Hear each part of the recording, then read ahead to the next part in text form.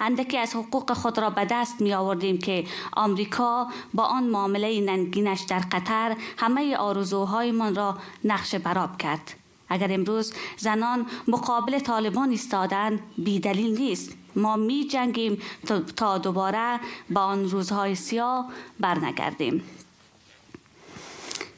خانم ها و آقایان، زندگی زنان در زیر حاکمیت طالبان بدتر از آنچه است که در بالا ذکر کردم. زنان در خیابان شلاق می‌خورند، در زندان‌ها شکنجه می‌شوند و می‌میرند. یک بخش آنان تبدیل به برده‌های جنسی طالبان شدند. حق تحصیل از آنان گرفته شده است. از کار محروم شده اند. نانی برای خوردن ندارند. هیچ روزی نیست که زنی را بی هیچ پرسانی از روی خیابان به زندان‌های مخفوفشان انتقال ندهند. هیچ شبی نیست که چند زن را کشته و در بوجی‌ها پشت خانه‌هایشان رها نکنند. اگر اخبار افغانستان را دنبال کنید می‌فهمید که من چی می‌گویم.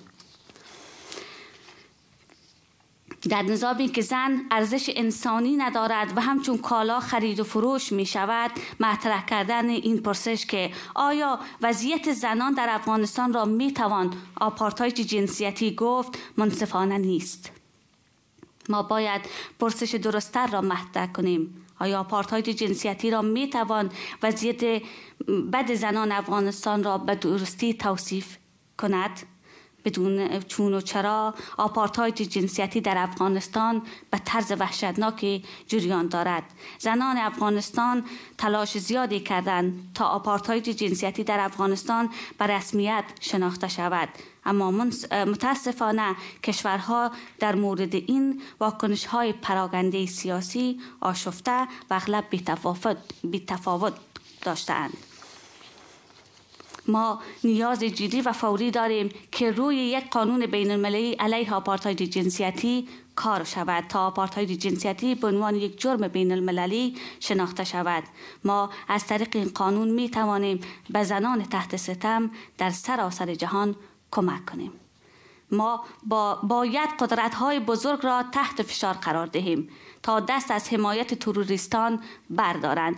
ماهانه به طور متوسط 160 میلیون دلار به افغانستان فرستاده می شود که هیچ نظارتی هم روی این پولها وجود ندارد.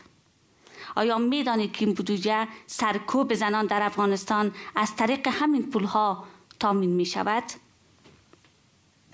این گونه سیاست ها آسیب جدی بر جامعه زنان میزند. باید سیاست جهانی را در قبال تروریستان و دیکتاتورها به نفع زنان و جامعه بشری تغییر کند.